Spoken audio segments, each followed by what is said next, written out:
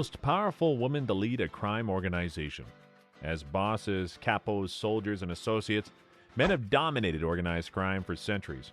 A mob movie typically portrays a mother, wife, sister, girlfriend, moll, or, at best, a low-level smuggler, at best. Law enforcement agencies have arrested more and more female mob bosses and drug kingpins in the past few decades, changing that history to a limited but significant degree. Organized crime syndicates or gangs can be led by any of these powerful, dangerous, and capable women. In this video, we will show you the most powerful women to lead a crime organization. Number 9. Griselda Blanco. There are a number of nicknames used by Colombian drug lord Griselda Blanco, including La Madrina, Black Widow, Cocaine Godmother, and Queen of Narco Trafficking. She pioneered Miami's cocaine drug trade and criminal underworld from the 1970s to the early 2000s. She also transported narcotics to New York and Southern California during that period. There were probably 200 murders committed by her over the course of her criminal career, and she began at an early age. In 2011, Blanco attempted to kidnap and ransom a child from an upscale neighborhood in Colombia. When the child's parents refused to pay her ransom, Blanco allegedly killed the boy. In other words, Blanco's gangsters and their rivals were notorious for their violent nature, and as a result, Miami experienced an atmosphere of lawlessness that turned into a full-fledged drug war in the 1960s, which is known as the Cocaine Cowboy Wars. In 1985, the DEA arrested Blanco and sent her to prison, but she continued to run her cocaine business despite being in prison. The DEA's distribution network brought in approximately $80 million per month. Despite being released from prison almost 20 years later, she was deported to Colombia, where she died in a drive-by shooting in 2012. Number 8. Virginia Hill. At least in America, Virginia Hill is an important part of any list of women involved in organized crime. Her parents, who ruled the late Victorian era, were harsh rubrics of dating and sexual mores when she was born in 1916. She was the first American woman to emerge from the 1920s, when women began their liberation. Virginia was 17 years old when she realized how far her feminine wilds would take her in 1933. The former Alabama native had been sexually active since the age of 12, married at 14, and then remarried shortly after moving to Chicago with her husband. As the first woman to reach the top of America's national syndicate, she used sex to get what she wanted. A top-notch hardened mobster like Charles Lucky Luciano, Mayor Lansky, Jeg Guzik, Murray Humphreys, Charles Fischetti, as well as Benjamin Bugsy Siegel, was captivated and inspired by her beguiling ways and steely nerves during the 1930s through the late 1940s.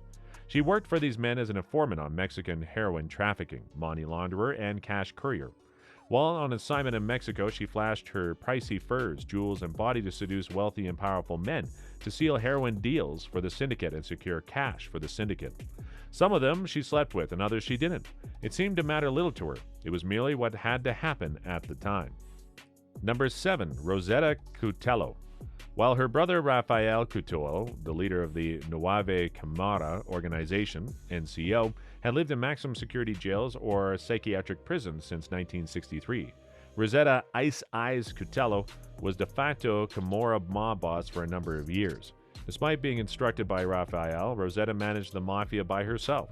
With a knack for numbers and the ability to write deals with cocaine barons in South America, she had a head for numbers and negotiated deals with South American cocaine barons on her own. It wasn't until a police raid on Rosetta's stronghold that a bomb was blown up that she was forced to flee. In the early 1980s, Rosetta ordered a hit on police headquarters, but ultimately failed to blow it up. A priest helped her escape by hiding her under a rug in a cab and driving past police checkpoints. She wasn't seen in public for the next 10 years. Her mob affairs were instead directed from various safe houses across different cities. It took years for the police to find Rosetta's hideout, but she claimed innocence of her trial, which was backed up by her brother and other gang members. Tired of living the life of a fugitive, she surrendered without a fight. Rosetta Cudello served only 5 years. Number 6. Stephanie Sinclair. In order to protect her employees, Stephanie Sinclair paid money to the New York police to protect from arrest as the notorious queen of the illegal numbers racket in the Harlem neighborhood of New York. During the Prohibition era, the city was reeling from recent disclosures of police officers who'd been making a living on vice, gambling, and speakeasy shakedowns. It was December 8, 1930. As one of the wealthy bankers in Harlem for the numbers racket, Sinclair put on an extraordinary and daring performance. She was still at her peak of authority at the time, according to reports. She was worth $300,000 in 1930, but her reign would soon come to an end as more powerful white mobsters sought to overthrow her. Number 5. Jamaica Thompson. It wasn't until Jamaica Thompson, also known as the Queenpin, rose to the top of the Los Angeles cocaine trade during the 1980s crack epidemic. Jamaica was kicked out of her home when she was a kid, so she had to make ends meet. Her partner was Anthony M. Daff Mosley, an older man who made money with cocaine. They married and had a son. Despite being devastated by Mosley's death, Thompson persevered. As she expanded her cocaine trafficking business throughout the U.S., she also invested in a celebrity hair business in Los Angeles. Her boyfriend, nicknamed Cheese, ratted her out to the authorities when they broke up. Jamaica fled for 2 years before her son's 6th grade graduation ceremony in 1993. She was arrested when she returned home from the ceremony to support her son. The Queenpin worked in a maximum security prison until 2005. Now she's an evangelical minister at Second Chance Ministries, a ministry that shows others that God gives them second chances. Number 4, Mallory Chacon Russell. A poor Guatemalan, Mallory Chacon Russell was born in the early 1970s. Her organization became a source of drugs for the Sinaloa cartel and Los Zetas, some of South America's largest gangs. In addition to managing cocaine distribution in the United States, Chacon also influenced Guatemalan national politics due to her massive wealth and seemingly unlimited contracts. A local newspaper reported in 2011 that the trafficker had given Otto Perez Molina, the country's president from 2012 to 2015, more than $2 billion. The DEA allegedly offered her a reduced prison sentence in exchange for collaborating with her since she pleaded guilty to a series of drug trafficking charges in 2014. Number 3, Sandra Avila Beltran.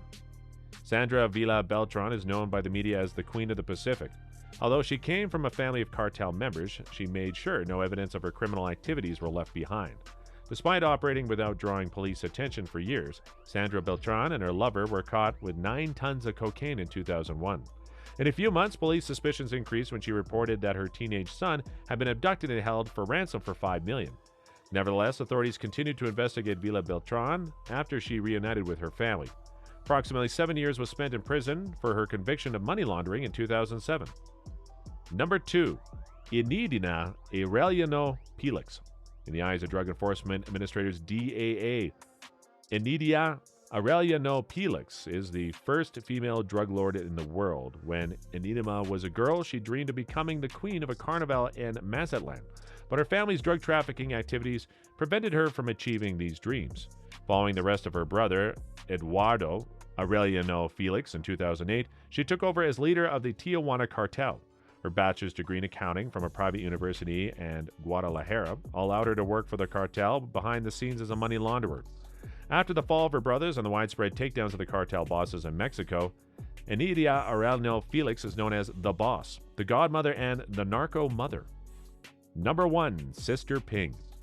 A 1949 Fujian-born immigrant, Sister Ping moved to America illegally from Hong Kong in 1981. Obtaining naturalization papers under false pretense, she set up a variety store and brought her husband and kids over. In recognition of the relaxation of American rules regarding Chinese immigration, she decided that illegal immigration was the right business to start. With a high of $40,000 a head, Sister Ping accumulated a fortune of $40 million in the 1980s and 1990s as the leader of an underground crime group in New York's Chinatown. The Golden Venture, a rustling cargo ship that she backed, ran around off Queens, New York. In 1993, she financed dangerous and inhumane voyages to smuggle customers from Hong Kong to Guatemala and New York. Tens of hundreds of starving passengers from China leapt off the ship and tried to swim ashore after the 100-day journey. In 2005, a smuggling ship capsized on Guatemala's coast, killing 14 of its passengers. What do you think of these powerful women? Let us know in the comments below. Thank you for watching and see you in the next video.